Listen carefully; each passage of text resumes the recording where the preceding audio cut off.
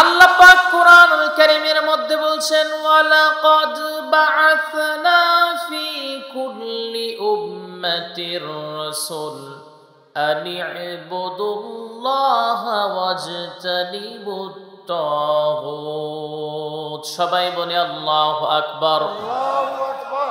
আল্লাহ পাক বলছেন এই আয়াতটার ভিতরে প্রত্যেকটা জাতির ভিতরে আল্লাহ পাক একটা করে রাসূল প্রেরণ করেছেন।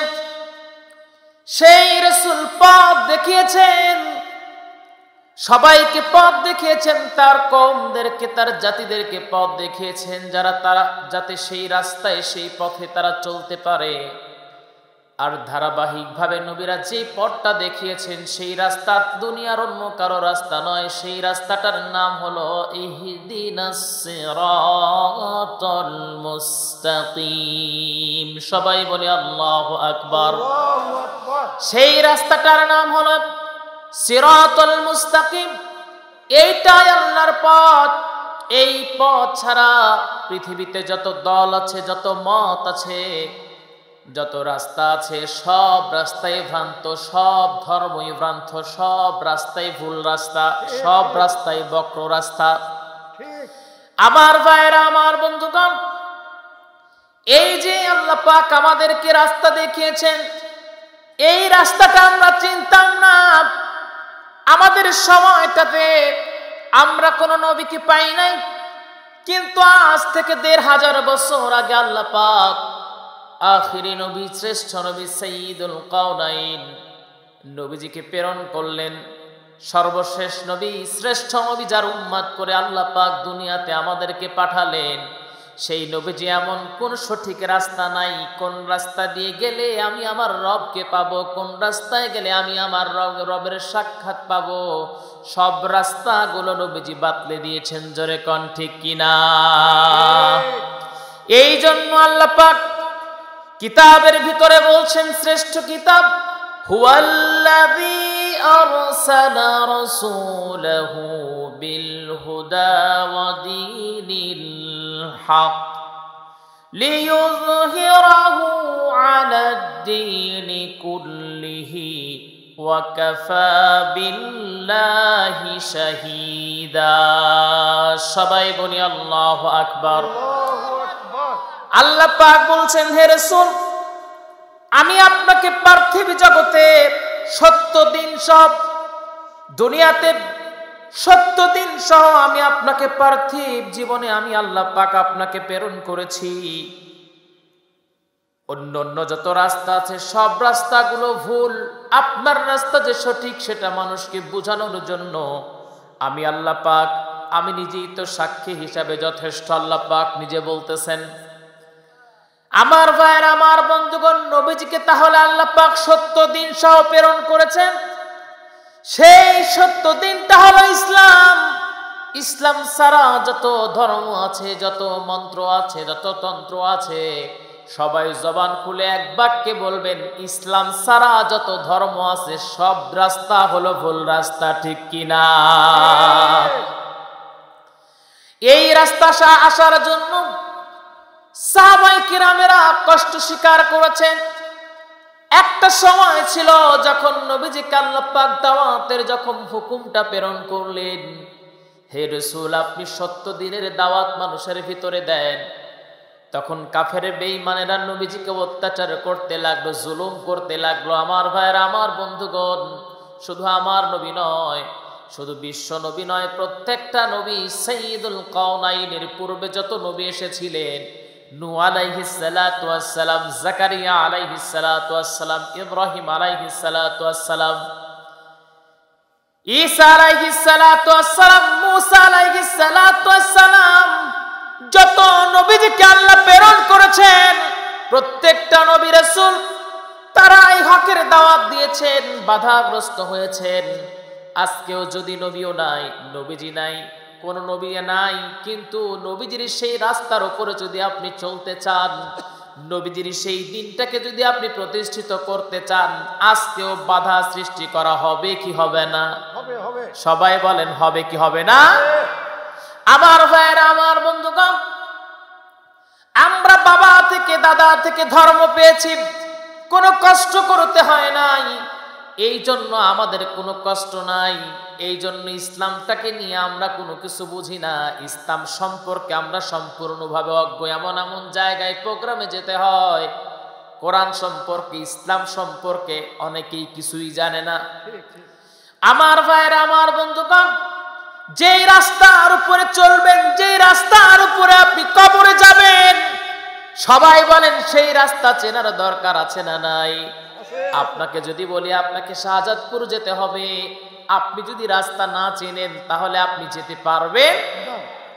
একটা সিএনজিতে আপনি চললেন, ওই সিএনজিওয়ালা ভুল করে আপনাকে শাহজাদপুর নিয়ে যাওয়া বাদ দিয়া বেলকুচি নিয়ে গেল, কিছু করতে পারবেন নাকি?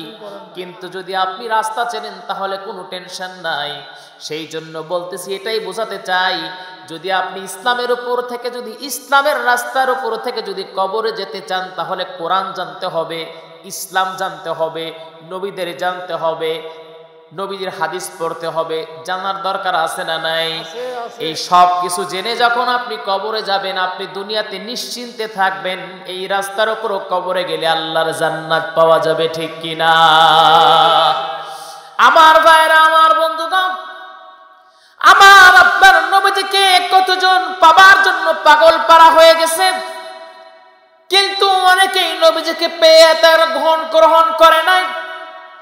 কতজন নবীজিকে পেয়ে গ্রহণ করে নাই। যেমন মক্কার মানুষেরা আমার আপনার নবীজিকে চিনে নাই, অথচ মক্কায় নবীজি জন্মগ্রহণ করলেন, কিন্তু মদিনার মানুষেরা নবীজিকে গ্রহণ করে নিয়েছিলেন আর নবীর জন্য পাগল পারা ছিলেন। এই জন্য মদিনাতে নবীজির রওজা আছে, নবীজিকে মদিনার মানুষেরা চেয়েছিল, এই জন্য পেয়েছে। মক্কার মানুষেরা চায় নাই বলে পায় নাই।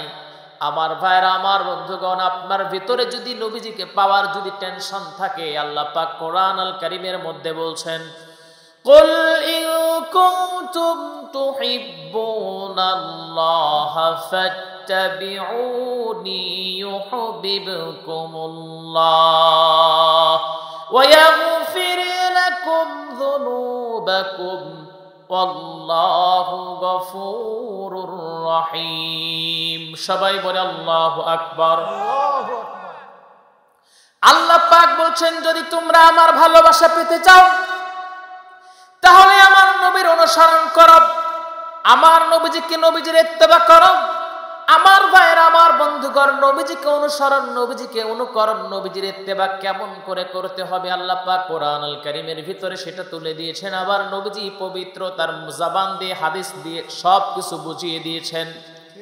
আমার ভাইয়েরা, আমার বন্ধুগণ, আমি একটা কিতাবের ভিতরে দেখলাম, নবীজিকে ভালোবাসলে, নবীজির ইত্তেবা করলে কতটা সম্মান আল্লাহ পাক বাড়িয়ে দেন। সিরাত একটা গ্রন্থের ভিতরে আমি পেলাম, সেই গ্রন্থের ভিতরে একটা ঘটনা আমি পেলাম, একটা ওয়াকিয়া আমি পেয়ে গেলাম, অত্যন্ত ভালো লাগলো। সেই ঘটনায় যে জিনিসটা আমি পেলাম, আল্লাহর নবী, বিশ্ব নবী, তিনটা দাড়ি মুবারক আফগানিস্তানের একজন আল্লাহর গোলাম পেয়েছিলেন। ওই আল্লাহর গোলাম বড় ধনাঢ্য ব্যবসায়ী ছিলেন। যখন তিনি বিশাল মাপের ব্যবসায়ী, তার দুইটা সন্তান আল্লাহ পাক দুনিয়াতে দান করেছিলেন। কয়টা সন্তান? সবাই বলেন কয়টা? দুইটা সন্তান আল্লাহ দান করেছিলেন। ওই ধনাঢ্যবান ব্যক্তি নবীজির তিনটা দাড়ি মোবারক হজ করতে গিয়ে পেয়েছিলেন। লোকটা যখনই ফিরে আসলেন নিজের দেশে, যখন তিনি ফিরে আসলেন, ফিরে আসার পর সন্তানদেরকে ডাক দিলেন। দুইটা ছেলেকে ডেকে বলছে, বাবারা আমার, আমি অল্প কিছুদিনের ভিতরে দুনিয়া থেকে চলে যাব, কিন্তু আমার স্থাবর যত সম্পত্তি আছে সকল সম্পদগুলো তোমাদের মাঝে বিলীন করে দিতে চাই, যেহেতু এগুলোর হক তোমরা আমার পরে। অর্ধেক অর্ধেক করে দুটি সন্তানকে ভাগ করে দিলেন। এরপরে ওই আল্লাহর গোলাম ডেকে বলল, বাবা, আমি দুনিয়া থেকে চলে যাওয়ার পর তোমাদের যত অর্থ সম্পদ আমি দান করে গেলাম, এর মধ্যে সবচেয়ে শ্রেষ্ঠ যে অর্থ সম্পদ, সেই অর্থ সম্পদটা এখনো তোমাদের দেই নাই। সেই সম্পদটা হলো, হজ করতে গিয়ে একটা নবীর আশিক, নবীজির পাগলের কাছ থেকে আমি তিনটা নবীজির দাড়ি মোবারক পেয়েছিলাম। এই 3টা দাড়ি আমি তোমাদেরকে দিয়ে দিতে চাই। দুইজন ভাই তোমরা খুবই যত্ন সহকারে নবীর 3টা দাড়ি যত্ন করে রাখবা, কখনো নবীর দাড়ির সঙ্গে বেয়াদবি করবা না, এমন কোন কাজ করবা না যাতে নবীর সঙ্গে বেয়াদবি হয়ে যায়। কিছুদিন পরেই ব্যবসায়ী দুনিয়া থেকে বিদায় হয়ে গেলেন। বিদায় হয়ে যাবার পর দুইজন ভাইয়ের ভিতরে ছোট ভাই যেটা ছিলেন তিনি একটু দিনদার ছিলেন, আল্লাহভীরু ছিলেন। দুইজন ভাই এইবার বললেন চলো নবীজির 3টা দাড়ি আমরা ভাগাভাগি করে নেই। দুইজন 2টা নিলেন আর একটা দাড়ি থাকলো। নবীজির একটা দাড়ি মোবারক। ছোট ভাই বড় ভাই ডেকে বলছেন এই দাড়ির ভিতরটা আমরা কর্তন করব, মানে কেটে ভাগ করে নিব। ছোট ভাই ডেকে বলল নবীজির দাড়ি তুমি কাটবা, এটা বড় বেয়াদবি হয়ে যাবে, তার চেয়ে বরং যে কোনো একজন নিয়ে নেই। বড় ভাই বলে তাহলে আমারে দাও। ছোট ভাই বলে না আমারে দাও। বড় ভাই বলতেছে যদি দিতে পারি একটা শর্তে দিতে পারি, সেই শর্তটা হলো প্রয়োজনে তোমার যত সম্পত্তি আছে সকল সম্পত্তিগুলো আমারে দিয়ে দিতে হবে একটা দাড়ির বিনিময়ে। আমার ভাইরা, আমার বন্ধুগণ, ছোট্ট যে ভাইটা ছিলেন তিনি নবীজির একজন প্রেমিক ছিলেন। ওই ছোট্ট ভাই ওই একটা দাড়ির বদলে সব অর্থ সম্পত্তি বড় ভাইরে দিয়ে দিলেন। দিয়ে দেওয়ার পর নবীজির প্রেমে আসক্ত হয়ে সকল অর্থ সম্পদ গুলো দিয়েছেন। আমার ভাইরা, আমার বন্ধুগণ, কেউ যদি আমাকে বলে নবীজির প্রেম নবীজির ইস্তেমার ভিতরে দিয়ে দেওয়া হবে, নবীজিকে তুমি পেয়ে যাবে, দুনিয়ার সব কিছু ছেড়ে দিতে হবে, আল্লাহর কসম দুনিয়াটাই ছেড়ে দেব, কিন্তু নবীজির উম্মত হতে চাই, ঠিক কিনা? আমার ভাইরা, আমার বন্ধুগণ, সাহাবায়ে কেরামের অর্থ ছেড়েছেন, সম্পদ ছেড়েছেন, বাড়ি ছেড়েছেন, গাড়ি ছেড়েছেন, সব ছেড়ে দিয়েছেন। একমাত্র নবীর মুহাব্বতের আশা তারা দুনিয়াতে করেছেন, নবীজির ভালোবাসার আশা তারা করেছেন। ছোট্ট ভাই যখন নবীজির একটা দাড়ির বিনিময়ে যখন সব অর্থ সম্পদ বড় ভাইরে দিলেন, দেওয়া মাত্র ওই ছোট্ট ভাই এইবার যেই কাজটা করলেন, কিছুদিনের মধ্যে দেখা গেল বড় ভাইয়ের অর্থ সম্পদগুলো একের পর এক ধ্বংস হতে লাগলো, আর ছোট ভাইকে আল্লাহ পাক আরো সম্পদ দিয়ে পরিপূর্ণ করে দিতে লাগলেন। জোরে কোন সুবহানাল্লাহ। আমার ভাইরা, আমার বন্ধুগণ, কিছুদিন পর আল্লাহ পাক ওই বান্দাকে, মানে ওই ছোট্ট ভাইটাকে, ব্যবসায়ীর ছোট ছেলেটাকে নিজের করে নিলেন, আপন করে নিলেন, তার মানে মৃত্যু দান করলেন।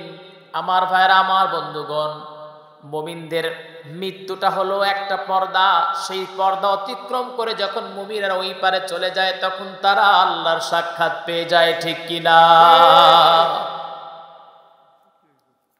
কথা বলেন না তো, কথা বলে সমস্যা। আমার ভাইরা, আমার বন্ধুগণ, এইবার ওই ব্যবসায়ী ছোট্ট ছেলেটা যখন দুনিয়া থেকে বিদায় হয়ে গেলেন, বিদায় হয়ে যাবার পর তাকে কবরস্থ করা হলো। এই ঘটনাটা যখন পুরো বিশ্বে যখন ছড়িয়ে পড়লো, কি পরিমাণে সম্মান আল্লাহ পাক ওই মৃত ব্যক্তিকে দান করেছিলেন। যখন কোনো রাজা বাদশাহ ওই কবরের পাশ দিয়ে যেতেন, কবর পাওয়ার আগে গাড়ি থেকে প্রয়োজনে নামতেন, এরপরে কবরের পাশ দিয়ে হেঁটে একটু দোয়া করে তারপরে গিয়ে গাড়িতে উঠতেন। জোরে কোন সুবহানাল্লাহ। আমার ভাইয়ের, আমার বন্ধুগণ, নবীজিকে ভালোবাসবেন, নবীর উম্মত হবেন, নবীজির জন্য জীবন দিবেন, যিনি আপনার দাম বাড়ায়া দিবেন তিনি কে? আমার ভাইয়ের, আমার বন্ধুগণ, নবীজির জন্য কত সন্তানকে জীবন দেওয়া দেখলাম, কত বীর সৈনিকদের জীবন দেওয়া দেখলাম। আমার ভাইয়ের, আমার বন্ধুগণ, বিশ্ব নবী জাতীয় কবি কাজী নজরুল বলেন, নবীজির অপমানে কাঁদে না যদি তোর মন, মুসলিম নয় মুনাফিক তুই রাসূলের দুশমন, ঠিক কিনা? আমার ভাইয়েরা, আমার বন্ধুগণ, সবচেয়ে কষ্টের বিষয়টা হলো বাংলাদেশে কিছু নাস্তিক মুরতাদ আছে যারা নবীজিকে পাগল বলে গালি দেয়, ছাগল মোহাম্মদ বলে গালি দেয়। আল্লাহর কসম, যখন তারা এই রকম গালি দিবে বা যখন তারা গালি দেয়, যখন তারা উঠে পড়ে লাগে নবীজিকে অপমান করার জন্য, আল্লাহর কসম কেউ বসে থাকবো না। যে যার স্থান থেকে যদি প্রতিবাদ করি, আমাদেরও যিনি সম্মান বাড়াইয়া দিবেন তিনি কে? আমার ভাইয়েরা, আমার বন্ধুগণ, সাহাবীদের ঈমানদীপ্ত জীবনের ভিতরে হযরতে সালমান ফারসি রাদিয়াল্লাহু তাআলা আনহুর একটা জীবনী আসছে, করুণ একটা জীবনী আসছে। কষ্ট হচ্ছে নাকি আপনাদের? না না বলেন। সালমান ফারসি রাদিয়াল্লাহু তাআলা আনহু তিনি তার বাবার একমাত্র সন্তান ছিলেন। তার বাবা মূর্তি পূজারী ছিলেন। তার বাবা তাকে অত্যন্ত যত্ন করে লালন পালন করেছিলেন, কারণ তার ছেলেটা অত্যন্ত মেধাবী একটা ছেলে ছিল, মানে সালমান ফারসি রাদিয়াল্লাহু তাআলা আনহু। একদিন তার বাবা তাকে ডেকে বলল, আমার সন্তান সালমান, দেখো আল্লাহ পাক রব আমাদেরকে অনেক অর্থ সম্পদ দান করেছেন, অনেক জমি দান করছেন, এই জমিগুলো দেখাশোনা করতে হবে। তুমি একটু মাঠের কাজে লেগে যাও, গিয়ে দেখে আসো সেই জায়গায় যারা কাজ করতেছে, কৃষকেরা যে কাজ করতেছে, কাজটা সঠিকভাবে তারা কাজ করতেছে নাকি তারা ফাঁকি মারতেছে, একটু দেখে আসো। সালমান ফারসি রাদিয়াল্লাহু তাআলা আনহু তখনও মুসলমান হন নাই। তিনি রওনা দিয়ে দিলেন। যখন তিনি রওনা দিয়ে দিলেন, যাবার পর ওই জমিতে পৌঁছানোর আগে খ্রিস্টানদের একটা গির্জাতে তিনি নামাজরত অবস্থায় অনেককে দেখতে পারলেন, মানে খ্রিস্টানদের ইবাদতটা তিনি দেখলেন। এরপরে সালমান ফারসি রাদিয়াল্লাহু তাআলা আনহু তিনি কি করলেন, সেই জমিতে যাওয়া বাদ দিয়ে তিনি গির্জায় চলে গেলেন। গির্জায় যাওয়ার পর যখন তিনি গির্জায় প্রবেশ করলেন, তাদের ইবাদতটা অত্যন্ত তার ভালো লাগলো, বড় মজা লাগলো। সালমান ফারসি রাদিয়াল্লাহু তাআলা আনহু এইবার জিজ্ঞাসা করলেন, তোমরা কার ইবাদত করো? তারা সবাই বলল, আমার রবের আমরা ইবাদত করি। সালমান ফারসি বললেন, এর মেইন জায়গাটা কোথায়? তোমাদের মেইন জায়গা মানে এখানকার গুরুকে কোথায় গেলে পাওয়া যাবে? সবাই ডেকে বলল, সে সিরিয়াতে থাকে। সালমান ফারসি রাদিয়াল্লাহু তাআলা আনহু তিনি বাসায় ফিরে আসলেন।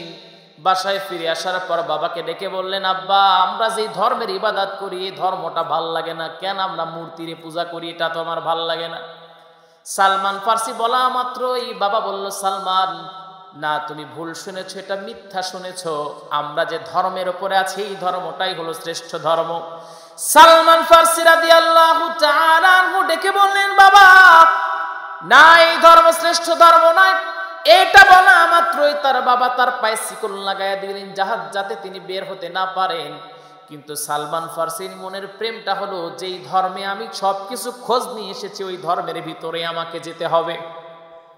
এরপর সালমান ফারসি রাদিয়াল্লাহু তাআলা আনহু তিনি গোপনে অত্যন্ত কঠিন একটু অবস্থান নিলেন। তিনি খবর পাঠালেন খ্রিস্টানদের কাছে, যখন তোমরা সিরিয়াতে কেউ যাবা তখন আমারে খোঁজ দিবা। একটা পর্যায়ে যখন তাকে খোঁজ দেওয়া হলো, সালমান ফারসি রাদিয়াল্লাহু তাআলা আনহু তিনি প্রস্তুতি নিলেন, পায়ের শিকল তিনি কাটলেন, খ্রিস্টানদের সঙ্গে তিনি সিরিয়াতে চলে গেলেন। সেই সময় খ্রিস্টানদের যিনি ধর্মগুরু ছিলেন, ধর্মযাজক ছিলেন, তার নাম ছিল বিশপ। তার কাছে তিনি গিয়ে বললেন, ও গুরু, আমি আপনার কাছে থাকতে চাই, ধর্মগুরু আমাকে আপনি শিক্ষা দিবেন, আমি আপনার কাছে ধর্ম সম্পর্কে জানতে চাই। যখন তিনি তার কাছে নিলেন, যখন তার কাছে তিনি থাকা শুরু করলেন, তিনি বুঝতে পারলেন এই লোকটা ধর্মের কথা বলে, দান সদকার কথা বলে, কিন্তু লোকটা হলো ভণ্ড। ওই বেটা সকল মানুষ থেকে দান সদকা তুলে আর সব অর্থ সম্পদগুলো জমা করে নিজের করতে চায়। একটা পর্যায়ে ওই বিশপ ধর্মযাজক যখন দুনিয়া থেকে বিদায় হয়ে গেলেন, সকলে তাকে কবরস্থ করবে, তাকে মাটি দিবে। সালমান ফারসি ডেকে বলল, খ্রিস্টানেরা, তোমরা যাকে এত সম্মান করতেছো সে কিন্তু আসলে প্রতারক ছিল। সবাই বলল, কি প্রমাণ আছে? সালমান ফারসি রাদিয়াল্লাহু তাআলা আনহু বললেন, প্রমাণ আছে, প্রমাণ দিব, আসো। সবাই যখন আসলেন, তিনি দেখালেন একাধারে 60টা কলসির ভিতরে সব অর্থগুলো তিনি লুকায় রাখছেন। সবাই তখন তাকে কি করলো, তার হাতটা বাঁধলো, পাটা বাঁধলো, এই মৃত লাশকে, বিশপকে, ধর্মযাজককে, এরপরে পাথর মেরে তাকে ওই জায়গায় একদম ছিন্ন বিচ্ছিন্ন করে দিল। সালমান ফারসি রাদিয়াল্লাহু তাআলা আনহু এবার চিন্তা করলেন, যার কাছে আসলাম সেই মানুষটা একটা ভণ্ড প্রতারক, কি কাজ করা যায়? আমার ভাইয়ের, আমার বন্ধুগণ, এই যে ভণ্ড প্রতারক, এই যাজকটা, ধর্মযাজকটা, আল্লাহর কসম করে বলি, অনেকেই আমাদেরকে ধর্ম ব্যবসায়ী বলে গালি দেয়, আমরা ধর্ম ব্যবসায়ী নই, আমরা ধর্মের প্রচার করি। কিন্তু যারা সারাটা জীবন সিনেমা হলে সিনেমা করছে, আবার সময় অনুযায়ী মসজিদে টুপি লাগায়া গিয়া ভোট চায়, তারাই হলো সবচেয়ে ধর্ম ব্যবসায়ী, ঠিক কিনা? আমার ভাইয়েরা, আমার বন্ধুগণ, কিছুদিন পর আর একটা ধর্মযাজককে সেখানে নিয়োগ দেওয়া হলো। সালমান ফারসি রাদিয়াল্লাহু তাআলা আনহু সেই লোকটার কাছে যখন থাকলেন, তিনি বুঝতে পারলেন এই লোকটা মিথ্যাবাদী নয়, এই লোকটা ভালো মানুষ। তখন তার কাছে তিনি ধর্ম সম্পর্কে জানলেন। লোকটা যখন দুনিয়া থেকে বিদায় হয়ে যাবে, বিদায় হওয়ার সময় সালমান ফারসি রাদিয়াল্লাহু তাআলা আনহু লোকটার কাছে গিয়ে ডেকে বললেন, আপনি দুনিয়া থেকে চলে যাচ্ছেন, কিন্তু আমি তো ধর্ম সম্পর্কে জানতে চাই, আমাকে একটু রাস্তা দেখায়া দেন। তিনি বললেন, তোমাকে একটা জায়গার নাম বলে দেই, সেই জায়গায় একটা ধর্মযাজক আছে, যার কাছে গেলে ধর্ম সম্পর্কে তুমি জানতে পারবা। তখন সালমান ফারসি রাদিয়াল্লাহু তাআলা আনহু সেই জায়গায় চলে গেলেন। দেখেন নবীজিকে পাওয়ার জন্য, ইসলামকে পাওয়ার জন্য কি পরিমাণে ব্যাকুলতা তার মধ্যে ছিল। এই যে রাস্তায় তিনি রওনা দিলেন, খ্রিস্টানদের ওই সময়টা ছিল নবীজি তখনও দুনিয়াতে আসে নাই, মানে দুনিয়াতে নবীজি আছেন, কিন্তু ইসলামের প্রচার ওই সময় হয় না, হচ্ছে না। আমার ভাইরা, আমার বন্ধুগণ, সালমান ফারসি রাদিয়াল্লাহু তাআলা আনহু ওই ধর্মযাজকের কাছে চলে গেলেন, তার কাছে সময় লাগালেন। এরপর তাকে ডেকে বললেন, আমাকে একটু রাস্তা দেখায় দেন, কারণ ওই লোকটাও যখন মারা যাবে। তিনি বললেন, আমাকে রাস্তা দেখায় দেন, কোন ধর্মযাজকের কাছে আমি যাব। তিনি বললেন, তুমি নাসিবাইন নামক একজন ধর্মযাজক আছে, খ্রিস্টান পাদ্রী, তার কাছে যাও। সালমান ফারসি তার কাছে গেলেন। সালমান ফারসি রাদিয়াল্লাহু তাআলা আনহু নাসিবাইনের কাছে গেলেন। সেই ধর্মযাজকের কাছে যখন সময় লাগালেন, লোকটা এক পর্যায়ে যখন দুনিয়া থেকে বিদায় হয়ে যাবে, সালমান ফারসি রাদিয়াল্লাহু তাআলা আনহু ডেকে বলছেন, আমাকে রাস্তা দেখায় দেন, আপনি চলে যাচ্ছেন, তাহলে রাস্তা আমি কই পাবো, আমি কই যাব। লোকটা এবার আম্মুরিয়ার একটা পাদ্রীর কথা বললেন। সেই পাদ্রীর কাছে তিনি রওনা দিয়ে দিলেন। যখন সেই পাদ্রীর কাছে তিনি রওনা দিয়ে দিলেন, চলে গেলেন, সালমান ফারসি রাদিয়াল্লাহু তাআলা আনহু তার কাছে সময় লাগালেন। আম্মুরিয়ার এই পাদ্রী যখন দুনিয়া থেকে বিদায় হবে, মানে মৃত্যুবরণ করবে, সালমান ফারসি রাদিয়াল্লাহু তাআলা আনহু ডেকে বললেন, ও পাদ্রী, আমাকে একটা সঠিক ধর্মযাজকের রাস্তা দেখায় দেন, তার সন্ধান আমাকে দেন, যার কাছে গেলে ধর্ম সম্পর্কে আমি জানতে পারবো। এইবার লোকটা যে তথ্যটা তাকে জানালো, তিনি বললেন, আমার জানা মতে পুরো ওয়ার্ল্ডের ভিতরে আর ধর্মযাজক সম্পর্কে আর এইরকম কেউ নাই। তবে আশার একটা বাণী তোমার আমি শোনাতে পারি। আরব দেশে একটা সন্তান জন্ম নিয়েছে, যাকে সবাই আলামিন বলে ডাকে, মুহাম্মদ বিন আব্দুল্লাহ। তার কাছে যদি তুমি যেতে পারো, তাহলে তুমি সঠিক দিন সম্পর্কে জানতে পারবা। সালমান ফারসি বলেন, আমি ওই লোকটার কাছে কেমন করে পৌঁছাবো? বাসার সামনে গেলাম, কিন্তু কেমন করে প্রমাণ করব এই মানুষটাই আল্লাহর নবী? এইবার আম্মুরিয়ার পাদ্রী ডেকে বলল, সালমান রে, তোমাকে আমি 3টা গুণের কথা তার বলতেছি। 3টা গুণের ভিতরে একটা গুণ হলো, তাকে যদি সাদগা দেওয়া যায় তিনি সাদগা খান না, তাকে যদি হাদিয়া দেওয়া যায় তাহলে তিনি হাদিয়া গ্রহণ করেন। এরপরে তাকে বললেন, তার ঘাড়ের উপরে নবুয়তে খতমে নবুয়তের সিলমোহর আছে। 3টা নিদর্শন তোমাকে আমি দেখালাম, এই 3টা নিদর্শন তুমি পরীক্ষা করে তাকে তুমি পেয়ে যাবা। সালমান ফারসি রাদিয়াল্লাহু তাআলা আনহু এইবারে শ্রেষ্ঠ ধর্মের সন্ধান পেয়ে গেলেন, নবীজির সন্ধান তিনি পেয়ে গেলেন। এইবার তিনি আরব কাফেলার মাঝে এসে দাঁড়ালেন, রাস্তায় তিনি দাঁড়ালেন। তার টার্গেটটা হলো, প্রয়োজন যা আছে তা দিয়ে আমাকে আরবে যেতে হবে।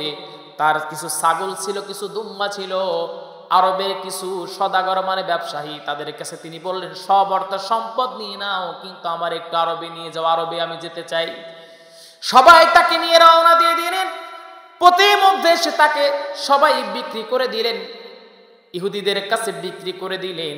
সালমান ফারসি রাদিয়াল্লাহু তাআলা আনহু যখন বিক্রি হয়ে গেলেন, এবার তার কষ্ট লাগলো, আমি নবীর কাছে কেমন করে পৌঁছাবো রে।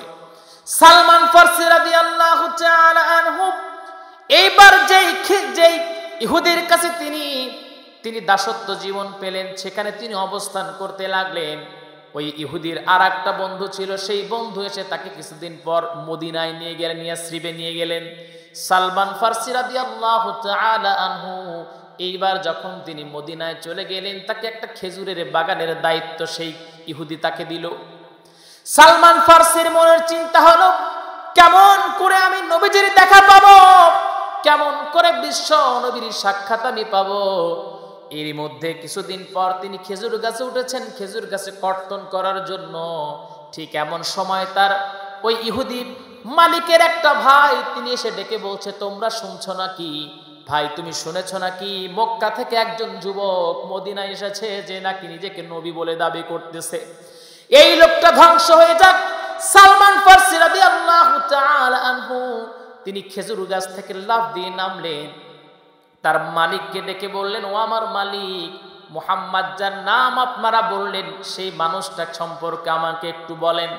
বলা মাত্রই ওই ইহুদি সালমান ফারসি রাদিয়াল্লাহু তাআলা আনহুর ঘাড়ের উপরে, গালের উপরে একটা ঘুষি মারলেন। তোর এত জানার দরকার কেন, কাজ কর। সালমান ফারসি রাদিয়াল্লাহু তাআলা আনহু অত্যন্ত ব্যথা পেলেন, কিন্তু তার ব্যথা কলিজায় লাগলো না। তার টেনশনটা হলো, কখন আমি নবীজির দেখা পাবো।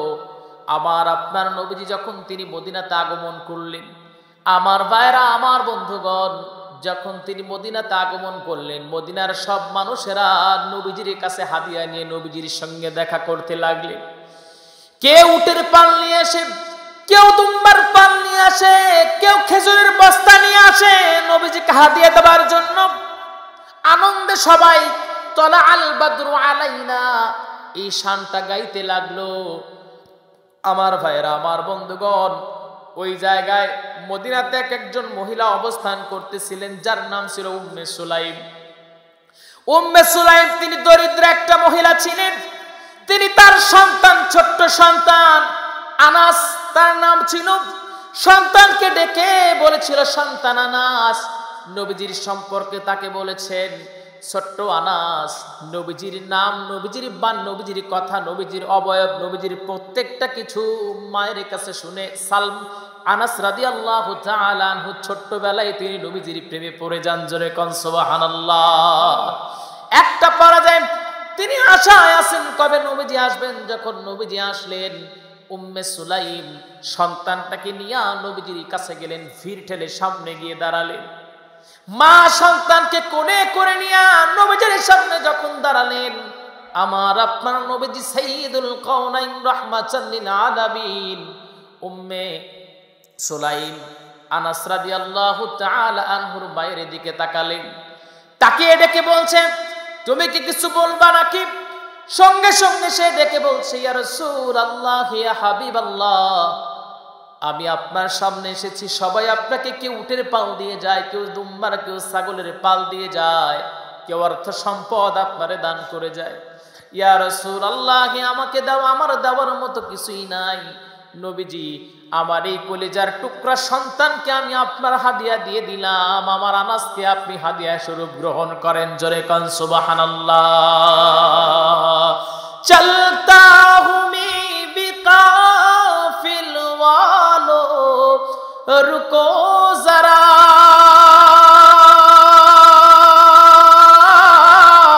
চলতা হুমি বিকাফিল ওয়ালো रुको जरा, मिलने तो बस मुझे भी, मिलने तो बस मुझे भी इजाजत रसूल की, आहा जन्नत मिले की जाएगी चाहत रसूल की, जन्नत मिले की जाएगी, जन्नत में लेके जाएगी चाहत रसूल की, आहा जन्नत में लेके जाएगी चाहत रसूल की।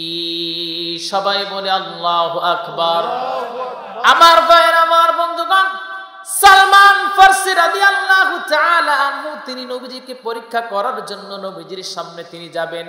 তিনি কিছু খেজুর নিলেন আর নবীজির সামনে গিয়ে দাঁড়ালেন। দাঁড়ানোর পর নবীজিকে তিনি বলছেন, এই খেজুরগুলো আমি আপনাকে সাদগা দিলাম, আপনি সাদগা গ্রহণ করুন। নবীজি আমার সেগুলো হাতে নিলেন, সাহাবীদের মধ্যে দিয়ে দিলেন, কিন্তু নবীজি খেলেন না। তাহার মানে সালমান ফারসি রাদিয়াল্লাহু তাআলা আনহু প্রথম প্রশ্নের অ্যান্সার তিনি পেয়ে গেলেন, প্রথম নিদর্শনটা তিনি পেয়ে গেলেন। আমার নবীজি সাদগা খান না। ওই ধর্মযাজক বলেছিল, সালমান ফারসি প্রমাণটা পেয়ে গেলেন। দ্বিতীয় দিন তিনি আবার কিছু খেজুর নিলেন, তিনি খেজুর নিয়ে নবীজির সামনে গিয়ে দাঁড়ালেন। দাঁড়িয়ে বলছে, হে মুহাম্মদ সাল্লাল্লাহু আলাইহি ওয়াসাল্লাম, আমি আপনার জন্য নবীজি কিছু খেজুর নিয়ে আসছি, হাদিয়া দিতে চাই, আপনি গ্রহণ করেন। আমার নবীজি হাদিয়া নিয়ে সর্বপ্রথম নিজে খেলেন এবং অন্যান্য সাহাবায়ে কেরামদেরকে নবীজি আমার দিয়ে দিলেন। 2 নাম্বার প্রশ্নের আনসার তিনি পেয়ে গেলেন। এরপর সালমান ফারসি রাদিয়াল্লাহু তাআলা আনহু তিনি চিন্তা করলেন, এইবার 3 নাম্বার যে মেইন পয়েন্ট, এটা আমার দরকার। নবীজির ঘাড়ের উপরে নবুয়তি সিলমোহর আছে, এই সিলমোহরটা আমি কেমন করে দেখতে পারবো? ওটা দেখলে আমার প্রশ্নের আনসার আমি পেয়ে যাব। সালমান ফারসি রাদিয়াল্লাহু তাআলা আনহু এইবার তিনি চিন্তা করলেন, টার্গেটে রইলেন কবে পাওয়া যায়। হঠাৎ করে নবীজির একজন সাহাবী দুনিয়া থেকে বিদায় হয়ে গেলেন। নবীজি আমার সেই সাহাবীর লাশটা দাফন করার জন্য একটা কবরস্থানের ভিতর প্রবেশ করলেন। সালমান ফারসি রাদিয়াল্লাহু তাআলা আনহু তিনি নবীজির পিছনে পিছনে প্রবেশ করলেন। এরপরে প্রবেশ করার পর নবীজির পিছনে গিয়ে দাঁড়িয়ে আছেন। তিনি দেখার জন্য দাঁড়িয়ে আছেন নবীজির ঘাড়ের উপরে যে সিলমোহরটা, সেটা আমি দেখতে চাই। আমার আপনার নবীজিকে আল্লাহ পাক জিবরিলের মারফতে আগেই জানিয়ে দিয়েছিলেন, নবীজি আমার নিজের ঘাড়ের উপরে একটা চাদর ছিল, চাদরটা সরায় দিয়া সালমানকে নবীজি তার সিলমোহর দেখালেন। জোরে কান সুবহানাল্লাহ। সালমান ফারসি রাদিয়াল্লাহু তাআলা আনহু এইবার নবীজির কদমের উপর পড়ে যায় আর ডেকে বলে, ইয়া রাসূলুল্লাহ, আমি আপনারে পেয়ে গেছি। আল্লাহু আকবার। নবী 2 কদমে চুমু খাবো, 2 কদমে চুমু খাবো, চরণ ধুলি মাখবো গায়ে, পাইলে নিরালায় গো নবী, পাইলে নিরালায়। রোজা সরে বহু দূরে, ওরে লৌহিত সাগরের পারে, ওরে উম্মতের লাইগা নবী, উম্মতের জন্য নবী, কান্দা কান্দা বুকু ভাষায়, পাইলে নিরালায় গো নবী, পাইলে নিরালায়। সালমান ফারসি এবার ডেকে বলে, নবীজি আমি সব প্রশ্নের অ্যান্সার পেয়ে গেছি, নবীজি আপনি আমারে পড়ায় দেন, লা ইলাহা ইল্লাল্লাহু মুহাম্মাদুর রাসূলুল্লাহ। সবাই বলি, লা ইলাহা ইল্লাল্লাহু মুহাম্মাদুর রাসূলুল্লাহ। সবাই বলি সাল্লাল্লাহু। আমার ভাইরা, আমার বন্ধুগণ, নবীজির ঘাড়ের উপর যে সিলমোহর ছিল, নবুয়তি খতমে নবুয়তের সিলমোহর ছিল, এটা হলো নবুয়তের প্রমাণ। নবী যে শ্রেষ্ঠ নবী, সর্বশেষ নবী, এটা হলো নবীর একটা প্রমাণ ছিল, আল্লাহ দিয়েছিলেন।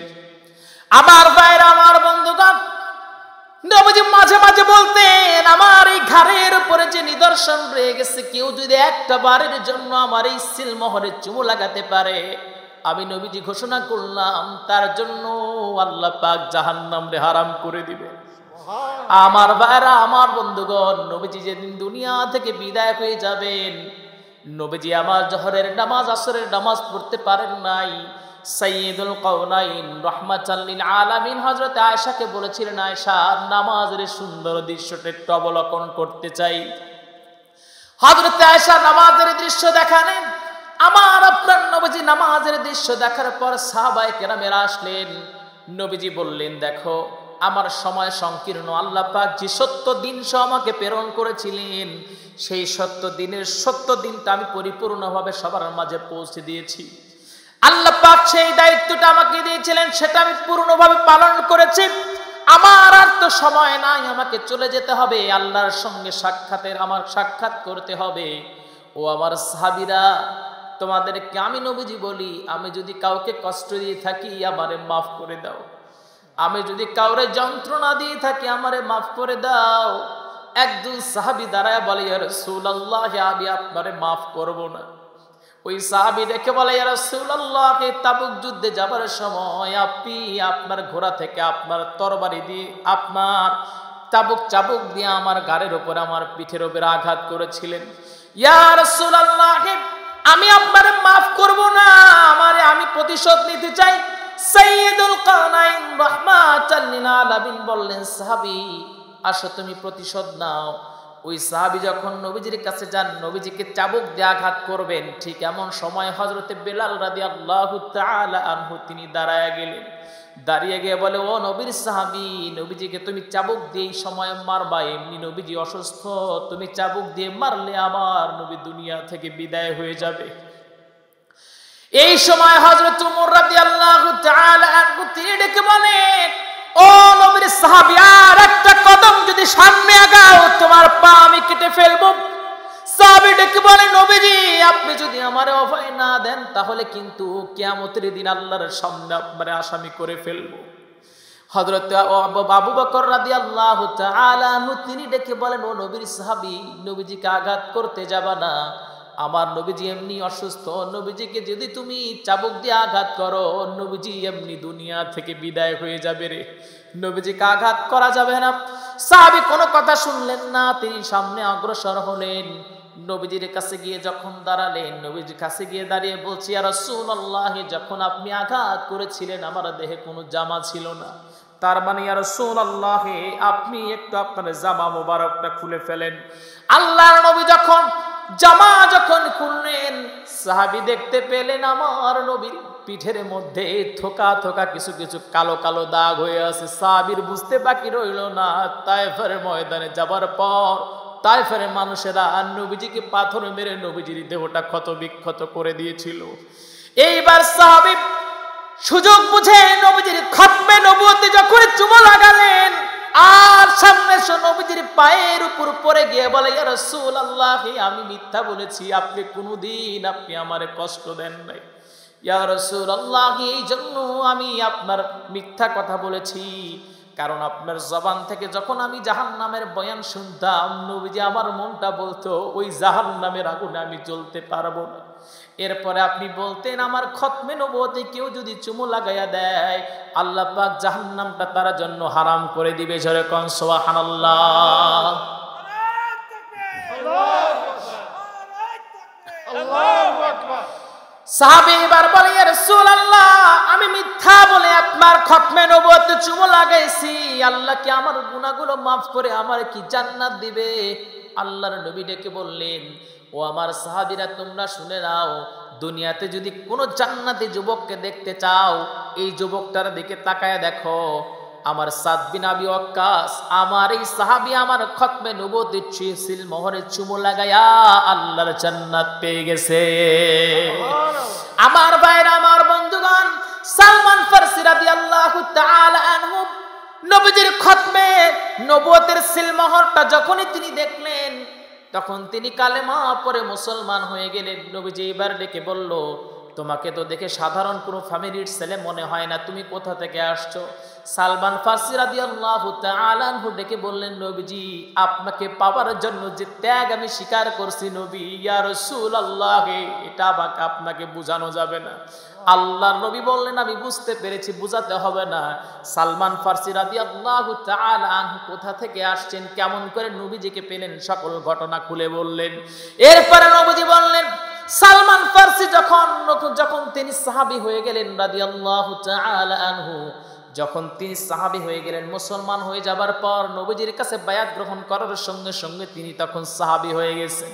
আমার ভাইরা, আমার বন্ধুগণ, সালমান ফারসি রাদিয়াল্লাহু তাআলা আনহুর যে চাকরিটা ছিল দাসত্ব জীবনে, তিনি কি কাজ করেছেন? খেজুরের বাগানে তিনি কাজ করেছেন। সালমান ফারসি সেই খেজুরের বাগানে কাজ করেন, কিন্তু তার ভালো লাগে না। খেজুর গাছে উঠেন, মন বসে না। খেজুর গাছের পরিচর্যা করেন, কিন্তু ভালো লাগে না। তার মনের কষ্টটা হলো, আমি আমার প্রেমিক, আমি আমার রাসূলের কখন সান্নিধ্য পাবো, আমি কখন আমার নবীজির দেখা পাবো। আমার ভাইরা, আমার বন্ধুগণ, এটা আমি আপনাদের বোঝানোর জন্য একটু উদাহরণ দিচ্ছি। মনে করেন কোনো ছেলে নতুন বিয়ে করছে, 1 সপ্তাহ হয় নাই, ও কাজে গেলে ভালো লাগবে? সালমান ফারসি রাদিয়াল্লাহু তাআলা আনহু নবীজিকে দেখার জন্য পাগল, কিন্তু যেতে পারে না।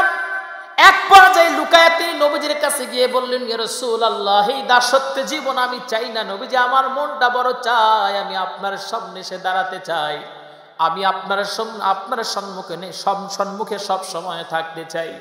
নবীজি সেই ইহুদির কাছে গেলেন আর গিয়ে বললেন, ইহুদি, আমার এই সাহাবীকে তুমি মুক্ত জীবন দান করো, তুমি যেটা চাও আমি সেটাই তোমাকে দান করব। এইবার ইহুদি ডেকে বলে, মুহাম্মদ, কোনোভাবেই সালমানকে আমি মুক্ত করব না। এবার নবীজি বললেন, কি চাও? সেটার বিনিময়ে মুক্ত করব। কোনোভাবেই তিনি রাজি হন না। অবশেষে রাজি হলেন। মুহাম্মদ সাল্লাল্লাহু আলাইহি ওয়াসাল্লাম একটা শর্তে মুক্ত করতে পারি, সেই শর্তটা হলো তোমাকে 100 খেজুরের চারা নিজের হাতে লাগাতে হবে।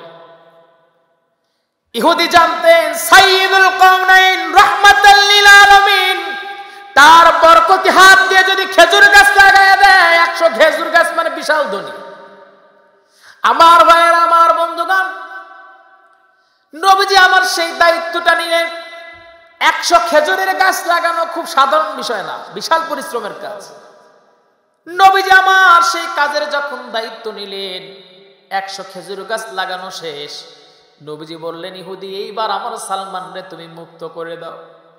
ইহুদি ডেকে বলে, নবীজি, না, সালমান রে মুক্ত করা যাবে না। নবীজি ডেকে বললেন, কেন মুক্ত করবা না? তিনি বললেন, 100 খেজুর গাছ লাগানোর কথা ছিল, কিন্তু 99টা লাগানো হয়েছে, একটা খেজুর গাছ লাগানো হয়েছে, কিন্তু খেজুর গাছ মরে গেছে। এইবার আল্লাহ নবী বললেন, আমি তো 100টা খেজুরের গাছ লাগাই নাই, মাঝখানে একটা খেজুর গাছ দিয়ে লাগালো। হযরত ওমর রাদিয়াল্লাহু তাআলা আনহু এবার হাত তুলে দাঁড়ালেন, চোখের পানি ফেলে ফেলে কান্না শুরু করে দিলেন। ডেকে বলে, ইয়া রাসূলুল্লাহ, 100 খেজুরের গাছ লাগানো তো সাধারণ বিষয় না। ইয়া রাসূলুল্লাহ, ইয়া হাবিবাল্লাহ, আপনি যে পরিমাণ পরিশ্রম করেছেন নবীজি, আমরা সাহাবীরা থাকতে দাঁড়ায়া দাঁড়ায়া আপনার এই পরিশ্রম কেমন করে দেখব? এই জন্য আমি একটু লুকায়া একটা সাইডের একটা খেজুর গাছ লাগিয়ে দিয়েছি নবী, যাতে একটা খেজুর গাছ কম লাগায়া হলেও সামান্য পরিশ্রম আপনার কম হয়। আল্লাহর নবী বললেন, ওমর রে, তুমি ভুল করেছো, যেহেতু দায়িত্ব আমি নিয়েছি। এইবার আল্লাহর নবী 100 খেজুর গাছ মানে ওই একটা খেজুর গাছ লাগালেন, 100 খেজুর পূর্ণ হলো, 100 খেজুর গাছ পূর্ণ হলো। 100 খেজুর গাছে যখন খেজুর ধরে ফেললো, আচিরি তাড়াতাড়ি ধরে পড়লো, তখন সঙ্গে সঙ্গে ইহুদি ডেকে বলছি, ইয়া রাসূলুল্লাহ, আপনার সালমান রে আমি মুক্ত করে দিলাম। জোরে কান সুবহানাল্লাহ।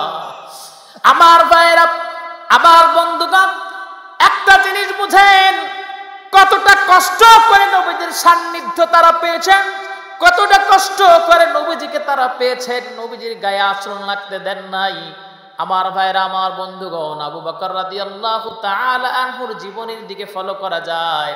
হযরত আবু বকর রাদিয়াল্লাহু তাআলা আনহুর খুতবার ভিতরে আমরা পাই, আরহামু উম্মতি বি উম্মতি আবু বকর। আবু বকর রাদিয়াল্লাহু তাআলা আনহুর মতো এত নম্র ভদ্র সাহাবী দুনিয়াতে নাই, তার মতো নম্র ভদ্র সাহাবী কেউ নাই।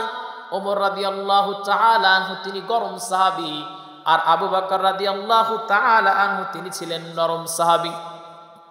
কিন্তু আবু বকর রাদিয়াল্লাহু তাআলা আনহুর সামনে দাঁড়ায় কোন কাফের, কোন মুশরিক নবীজিকে নিয়ে যদি কটাক্ষ করে কথা বলতেন, আবু বকর সঙ্গে সঙ্গে বাঘ হয়ে যেতেন। আল্লাহু আকবার।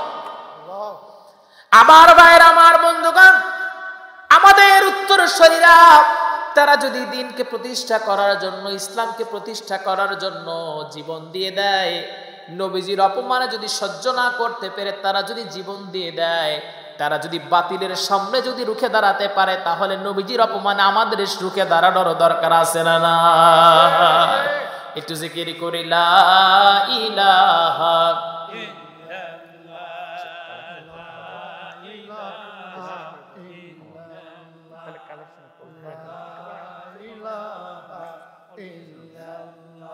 লা ইলাহা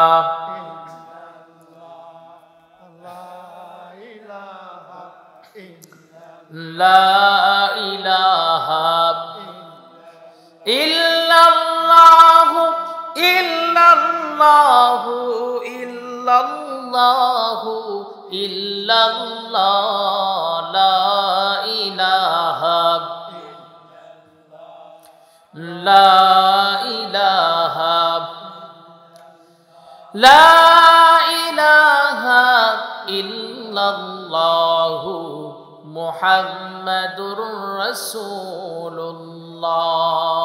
সবাই বলি সাল্লাল্লাহু, সবাই বলি সাল্লাল্লাহু আলাইহি ওয়াসাল্লাম। আমার ভাইরা, আমার বন্ধুগণ, আমার আপনার নবীজি যখন সাহাবীদেরকে সবাইকে যখন নবীজির আপন করে নিলেন, সকল সাহাবায়ে কেরাম যখন নবীজির কন্ট্রোলে চলে আসছেন, সবাই নবীজির আশেপাশে থাকেন, ঠিক এমন সময় একটা চিঠি আসলো পারস্য দেশ থেকে।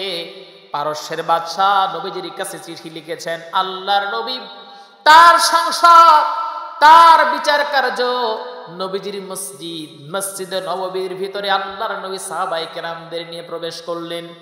একজন সাহাবীর হাতে তুলে দিলেন সেই চিঠি। সেই সাহাবী পড়লেন। পারস্যের গভর্নর তিনি লিখেছেন, তিনি নবীজিকে হুমকি দিয়েছেন, মুহাম্মদ তুমি নাকি মদিনায় গিয়া তুমি নাকি সরকার প্রধান হয়েছ, তুমি নাকি সাধারণ মানুষের উপর অত্যাচার শুরু করেছ। ও মুহাম্মদ, আমি পারস্যের বাদশা তোমার ঘোষণা দিলাম, তোমার মদিনা থেকে আমি ধ্বংস করে ফেলবো আজ বা কাল। মুহাম্মদ তুমি যুদ্ধের জন্য প্রস্তুত থাকো। আল্লাহর নবীর সাহাবী ওমর রাদিয়াল্লাহু তাআলা আনহু খোলা তরবারিটার সঙ্গে সঙ্গে তিনি খুলে দাঁড়ায় পড়লেন। দাঁড়িয়ে ডেকে বলছে, ইয়া রাসূলুল্লাহ, একটা বারের জন্য অনুমতি দেন। ইয়া রাসূলুল্লাহ, পারস্যের গভর্নরকে ধ্বংস করে দিব। আল্লাহর নবী বললেন, ওমর, সাধারণ কোনো বিষয় না, মাথা গরম করা যাবে না, তুমি একটু স্থির হয়ে বসো। আল্লাহর নবী বললেন, সব ঠিক আছে, আমাদের সৈন্য সামন্ত অনেক সাহাবীরা আছে, অনেক লোক আছে, কিন্তু আমাদের অর্থ করি একটু কম, অর্থের প্রয়োজন। ও সাহাবায়ে কেরাম, তোমরা সবাই অর্থ দেওয়া শুরু করে দাও। অন্যান্য সাহাবীরা সবাই মিলে অর্থ যোগান দিতে লাগলো। ঠিক এমন সময় একজন মহিলা, তিনি অর্থ দিতে পারলেন না, সারাটা জীবন নবীজির কাছ থেকে তিনি দান নিয়েছেন। এই মহিলা যখন তিনি শুনলেন পারস্যের বাদশা নবীজিকে হত্যার হুমকি দিয়েছেন, তখন তিনি সহ্য করতে পারলেন না, দৌড় দিয়ে বাসায় চলে গেলেন। তিনি বুঝলেন এই যুদ্ধে আমাকেও শরীক থাকতে হবে অর্থ দিয়া। বাসায় তিনি গেলেন। বাসায় গিয়ে তিনি দেখতে পারলেন বিছানার একটা চাদর ছাড়া ওই মহিলার ঘরে আর কিছুই নাই। আর ওই বিছানার চাদরের উপর ছোট্ট 11 মাসের একটা ছোট্ট বাচ্চাতে শুয়ে আছে। মেয়ে তার কলিজার টুকরা সন্তানকে নবীজির সামনে নিয়ে আসলেন আর ডেকে বলছে, ইয়া রাসূলুল্লাহ, ইয়া হাবিবাল্লাহ, এই যে আমার সন্তানটাকে আমি আপনার সামনে দিয়ে দিলাম। প্রতিমধ্যে হযরত আবু বকর ডেকে বলে, মহিলা, সন্তান নিয়ে কই যাও? মহিলা ডেকে বলে, কই যাই আপনাকে বলবো না। আবু বকর রাদিয়াল্লাহু তাআলা আনহু ডেকে বলছেন, আজকে দান সদকা গেলে চাইলে নবীজির কাছে দান সদকা চাইলে তুমি পাবা না, কারণ নবীজির অর্থ সম্পদের এখনো প্রয়োজন। হযরতে ওমর রাদিয়াল্লাহু তাআলা আনহুর সঙ্গে মহিলার দেখা। মহিলাকে হযরত ওমর ডেকে বলছে, মহিলা কোথায় যাও? আজকে নবীজির কাছে গেলে অর্থ সম্পদ কিছু পাবা না। মহিলা ডেকে বলছে, আমি নবীজির কাছে অর্থ সম্পদের জন্য যাই না, বরঞ্চ আজকে আমি নবীজির দিতে যাচ্ছি। যেরকম সুবহানাল্লাহ। মহিলা নবীজির দরবারে আসলেন, আল্লাহর নবীর সামনে দাঁড়ালেন। দাঁড়িয়ে ডেকে বলছে, ইয়া রাসূলুল্লাহ, সারাটা জীবন আমি দরিদ্র মানুষ, আপনি আমারে দান করেছেন, আপনি আমাকে দিয়েছেন। ইয়া রাসূলুল্লাহ, আজকে আপনাকে দেওয়ার মতো আমার তেমন কিছু নাই। পারস্যের বাদশা আপনাকে হুমকি দিয়েছে, এটা আমি সহ্য করতে পারি নাই। ইয়া রাসূলুল্লাহ, আমার এই 11 মাসের বাচ্চাটাকে নবীজি আমি আপনারে হাদিয়া দিয়ে দিলাম, এটা আপনি ব্যবহার করবেন যুদ্ধের ময়দানে। আল্লাহর নবী বললেন, ও মহিলা, বরঞ্চ তুমি ঝামেলায় ফেলে দিলা। যুদ্ধের ময়দানে এই ছোট্ট বাচ্চাটাকে আমি নিয়ে কি করবো? এটা তো আরো ঝামেলা বাজাবে। মহিলা ডেকে বলে, ইয়া রাসূলুল্লাহ, যখন আপনার দিকে কোনো কাফের যখন তিনি নিক্ষেপ করবে, আমার সন্তানটারে আপনি ঢাল হিসাবে ব্যবহার করবেন। ইয়া রাসূলুল্লাহ, আমার এই সন্তানটাকে আপনি ঢাল হিসাবে ব্যবহার করবেন। কাফের বেঈমানেরা যখন তীর নিক্ষেপ করবে, আপনার দেহে যাতে তীর না লাগে, আমার কলিজার টুকরা সন্তানে যাতে দেহের ভিতরে তীরবিদ্ধ হয়, দুনিয়া থেকে বিদায় হয়ে যায়, কিয়ামতের দিন আমি আমার রবের সামনে দাঁড়াবো। আল্লাহ যেদিন বলবে, আমার হিসাব চাইবে, আমি বলবো আল্লাহ আমার কোনো কিছুই হয়তো বা কবুল হয় নাই, কিন্তু জিহাদের ময়দানে যখন নবীজি যাবার পূর্বে আমার সন্তানটাকে নিয়ে নবীজির সামনে দিয়েছিলাম, আমি একটা শহীদের মা হিসেবে আপনার সামনে দাঁড়িয়েছি। আর সাধারণ কোনো শহীদ নয়, আমার সন্তানটা শহীদ হয়েছে নবীজিকে হেফাজতের জন্য। জোরে কান সুবহানাল্লাহ, আর একটু জোরে জোরে কান্না সুবহানাল্লাহ। কঠিন হাসরের দিনে আখেরি নবীজি বিনে পাপী উম্মতকে করিবে পার, আর পাপী উম্মত কে করিবে পার। যত আল্লাহর নবী রবে নফসি নফসি বলবে সবে, কাঁদিবে সবে হয়ে আলাচার।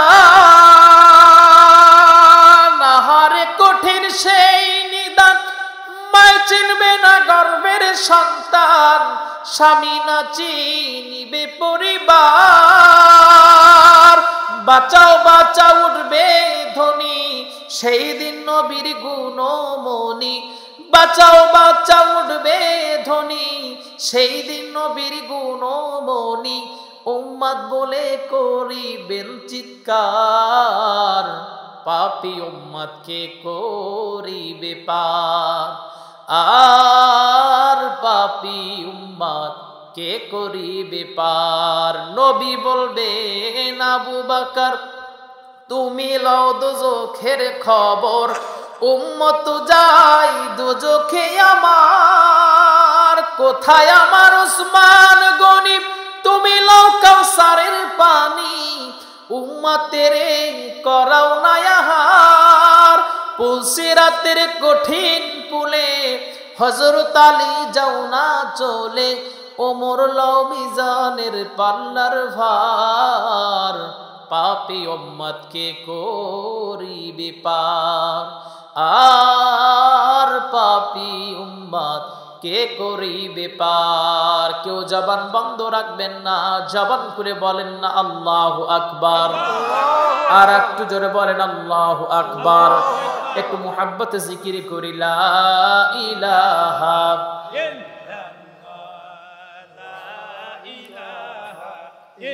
লা ইলাহা লা ইলাহা লা ইলাহা লা ইলাহা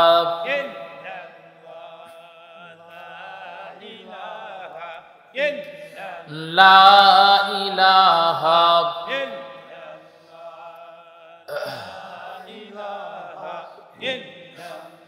লা ইলাহা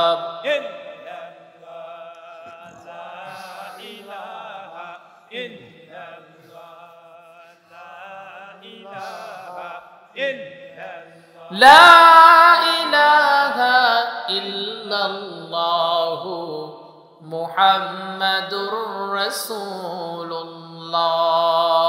সবাই বলি সাল্লাল্লাহু, আর একটু জোরে বলি সাল্লাল্লাহু। আমার ভাইরা, আমার বন্ধুগণ, সেই নবীজি পবিত্র জবান থেকে বলেন মান বানা লিল্লাহি মাসজিদান বানাল্লাহু লাহু বাইতান ফিল জান্নাহ। আল্লাহর নবী বলেন, আল্লাহর ঘর মসজিদ প্রতিষ্ঠা করার জন্য যে দান করবে, আল্লাহ রাব্বুল আলামিন জান্নাতে তার জন্য একটা বিল্ডিং বানায়া দিবেন। আমার ভাইরা, আমার বন্ধুগণ, আমরা দুনিয়া থেকে আর কয়দিন বা বাঁচবো? আপনাদের অনেকের বয়স 50 বা 60 বা 70 বছর হয়ে গেছে। কয়দিন বা আপনি বাঁচবেন, আমিও বা কয়দিন বাঁচবো? দুনিয়া থেকে বিদায় আমাদের হয়ে যাবে। ওই কবরের জগৎ শুরু হবে, শেষ হবে। ওই কবরের জগতের জন্য নবীজি বলেন আল্লাহ তোমার জন্য একটা বিল্ডিং বানায়া দিবেন। তাহলে বিল্ডিং আমাদের কবরের দরকার আছে না নাই? সবাই বলেন আছে না নাই? আচ্ছা বলেন, এই দুনিয়ার বিল্ডিং এর মতো কি জান্নাতের বিল্ডিং হবে নাকি? আমার ভাইরা, আমার বন্ধুগণ, এই মসজিদের জন্য, জান্নাতের বিল্ডিং এর জন্য আল্লাহর নবীর হাদিস অনুযায়ী 10 জন মানুষ 500 করে টাকা দেন। প্রথমে কে দিবেন? 1 নাম্বার, হুজুর 500 টাকা মসজিদে আমি দান করব, মন থেকে আমি দোয়া করব। কে আছেন? হ্যাঁ, মা বোনেরা অনেক আসছে কি? জি আছে। অনেক আসছে না? আচ্ছা, তাহলে মা বোনদের জন্য একটা গজল গাই নাকি? জি, আমি মায়ের গজলটাই গান। আচ্ছা। মাগো তোমার ওই সোনা মুখ ভুলতেই পারি না, মাগো তোমার ওই সোনা মুখ ভুলতেই পারি না। মুচকি হেসে খোকা ডাকটি, মুচকি হেসে খোকা ডাকটি শুনতে যে আর পাই না, মাগো তোমার ওই সোনা মুখ ভুলতেই পারি না, মাগো তোমার ওই সোনা মুখ ভুলতেই পারি না।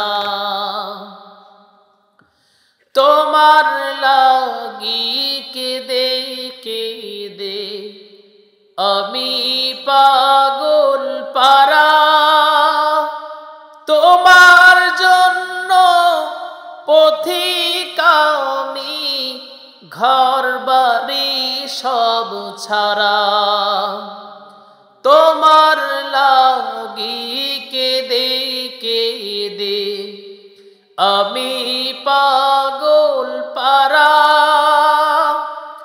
তোমার জন্য পথিক আমি ঘর বাড়ি সব ছাড়া, তোমায় বিনে বেঁচে থাকা, তোমায় বিনে বেঁচে থাকা দুঃসাহ যাতনা, মাগো তোমার ওই সোনা মুখ ভুলতেই পারি না, মাগো তোমার ওই সোনা মুখ ভুলতেই পারি না। হাজার হাজার মানুষ দেখি ভর্তি আমার বাড়ি, চোখের সামনে নীলে বিদায় পরে সাদা শাড়ি, হাজার হাজার মানুষ দেখি ভর্তি আমার বাড়ি, চোখের সামনে নীলে বিদায় পরে সাদা শাড়ি, পালকি চোরে এ ঘর ছেড়ে, পালকি চোরে এ ঘর ছেড়ে দিলে যে রওয়ানা, মাগো তোমার ওই সোনা মুখ ভুলতেই পারি না, মাগো তোমার ওই সোনা মুখ ভুলতেই পারি না। বলে আল্লাহু আকবার। আল্লাহু আকবার।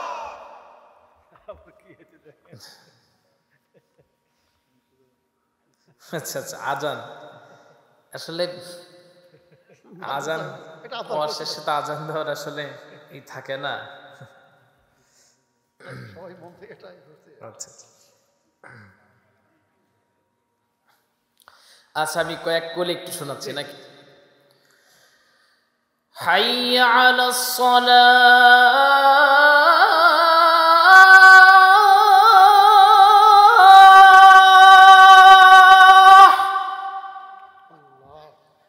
حي على الصلاة،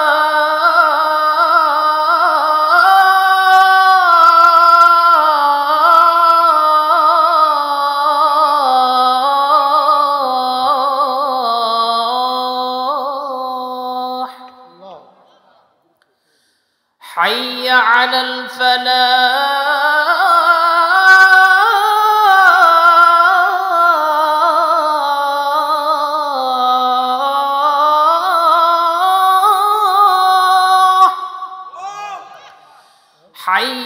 على الفلاح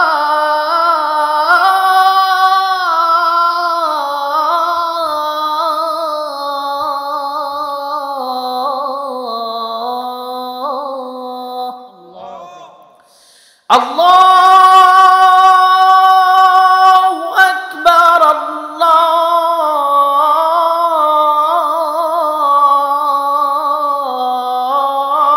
الله أكبر لا